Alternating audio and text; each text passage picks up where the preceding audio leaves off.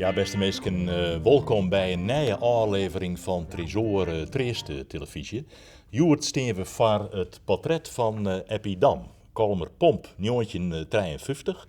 Het is een bijzonder portret. Het is een lino-snede van Gerrit Terpstra. Het binnen er een aantal die het eigenlijk Epidam in verschillende hoedanigheden schelletten.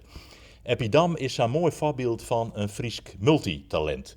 Schreeuwer, dichter, wat het er al nadien, bennenboeken, proza, essays, neem maar op. Het is ongelooflijk hoe alzidig zijn werk is. Maar wat ik het mooiste vind, dat is de bondel Nijgeraden het Noorden. Wanneer Epidam eigenlijk zijn roots weer ontdekt, waarom die het in gedachten fysiek naar Kalmer Pomp en hem realiseert wat er eigenlijk is. En het titelgedicht dat jouwt dat gevoel heel goed weer. Nijgeraden het Noorden. Nijgeraden het Noorden wint de taal aan ontkenning en promket in lippetjenst aan het hillig net nemen de moele zien ennen. Nijgeraden het Noorden krimpen de wudden en redde haar nauwerneet uit het nekende straatgat de stribbige voornemen van de begeerte.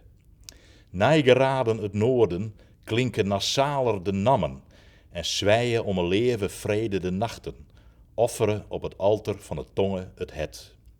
Nijgeraden het Noorden loekt het bloed naar de einder en nadert het eegwijd het eeg, van Nimmenslaan de stille nomade.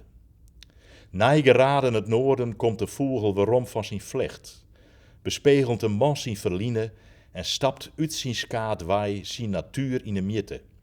Nijgeraden het Noorden, verder van zijn doel en dichter bij zijn bestemming. En benammen vanwege deze prachtige poëzie en benammen vanwege zijn bondel Vollend Lucht had Epidam in 2017 de Gisbert Japiksprijs gekregen en daarom hing het de jere in de Gisbert Japikzeel.